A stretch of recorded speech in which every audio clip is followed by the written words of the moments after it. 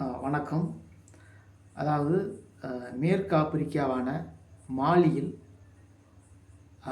தமிழகத்தை சார்ந்த 5 தமிழர்கள் கடத்தப்பட்டு இன்றையோடு 48 நாட்கள் ஆகிறது. இந்த மத்திய மாநில அரசுகள் எந்த ஒரு நடவடிக்கையும் இதுவரையும் எடுக்கப்படவில்லை. தற்பொழுது ஒரு வாரத்துக்கு முன்பதாக எம்பி கனிமொழி அவர்கள் பாராளுமன்றத்தில் பேசியிருக்கிறார்கள். அதைத் தொடர்ந்து தற்போது அந்த கடத்தப்பட்ட 5 தமிழர்களும் ஒவ்வொருவரும் அந்த தீவிரவாதிகள் அவர்களை வீடியோ எடுத்து அதை அனுப்பியிருக்கிறார்கள். அந்த கம்பெனிக்கு 2 முறை வீடியோ எடுத்து அனுப்பியும் இதுவரையும் அந்த கம்பெனி அவரை மீட்பதற்கான எந்த ஒரு நடவடிக்கையும் எடுக்கப்படவில்லை. அதில் அந்த வீடியோ கடத்தப்பட்ட தமிழர்கள் நாங்கள் ரெண்டு முறை வீடியோ அனுப்பியும் இதுவரையும் எந்த ஒரு நடவடிக்கையும் எடுக்கப்படவில்லை, எங்களை சீக்கிரமாக நீங்கள் மீட்க வேண்டும் என்று சொல்லி அவர்கள் அந்த வீடியோவிலே பதிவு செய்து அனுப்பியிருக்கார்கள். இந்த வீடியோவை கடத்திய தீவிரவாதிகள் தான் அந்த வீடியோவை எடுத்து பதிவு செய்து அனுப்பியிருக்கிறார்கள். ஏனென்று சொன்னால் அந்த கம்பெனிக்கு அவர்கள் டிமாண்டு வைத்து விட்டார்கள். ஆனால் அதை இதுவரையும் இந்த கம்பெனி பேச்சுவார்த்தை எதுவும் நடத்தப்படவில்லை. அதனால்தான் இந்த தீவிரவாத கும்பல் அந்த வீடியோவை எடுத்து பதிவு செய்து 3வது முறையாக இதை அனுப்பியிருக்கிறார்கள். அதை தமிழர்கள் சொல்ல எங்களை சீக்கிரமாக என்னை மீட்க வேண்டும் என்று சொல்லுகிறார்கள். மத்திய மாநில அரசுகள் ஏன் இதை கவனம் செலுத்தவில்லை? 5 தமிழர்களுடைய நிலைமை என்ன ஆயிற்று? அவரை ஏன் மீட்பதற்கு இன்னும் நடவடிக்கை எடுக்காமல் தாமதித்து கொண்டிருக்கிறது? மத்திய மாநில அரசுகளும் சரி, அவர்களை வேலைக்கு எடுத்துக்கொண்ட கம்பெனிகளும் சரி, எந்த ஒரு ரெஸ்பான்ஸ் இல்லாமல் அவரை மீட்பதற்கு நடவடிக்கை எடுக்காமல் ஏன் தாமதப்படுத்தி கொண்டிருக்கிறது?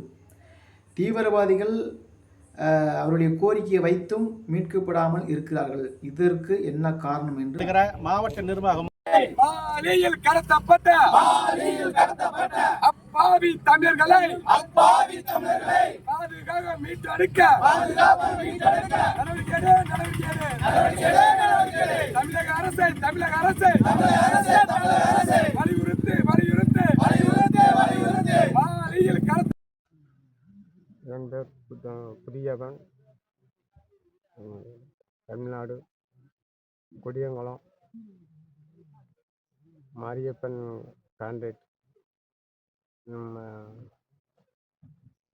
கோவேரி மல்தாலி விட்டு கோவேரிக்கு கான்ட்ராக்ட் இருந்தது. டவர் லைனுக்கு வந்தது. என்னை பிடிச்சிட்டு வந்தது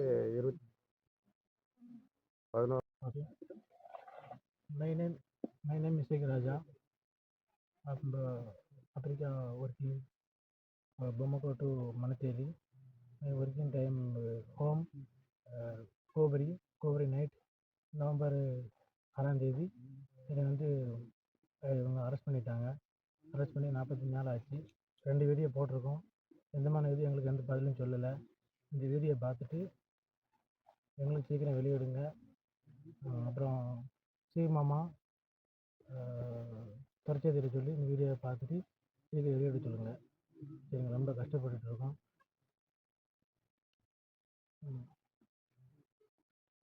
என் பேர் தளபதி சுரேஷ். நான் ஒர்க் பண்ணுற company name Transrail lighting private limited. என்னை கூட்டிகிட்டு வந்தது சிவகங்கை சிவபாலன், புளியரியை சேர்ந்தவர். நான் அங்கே ஒர்க் பண்ணிக்கிட்டு இருக்க இடத்துல வந்து நைட்டு தூங்கிட்டு இருக்கையில் நைட்டு வந்து 6/11/2025 நைட்டு 8:38 வந்து கிட்னாப் பண்ணிட்டாங்க. வந்து பிடிச்சிட்டு வந்துட்டாங்க.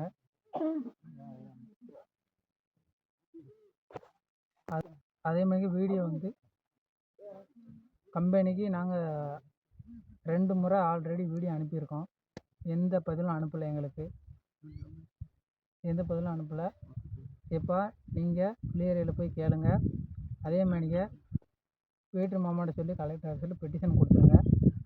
சிவபாலன் மேலே விஷால், மாரியப்பன், ஸ்ரீ விநாயக இன்ஜினியரிங் கொடியங்குளம் அவர் பேர் மாரியப்பன்.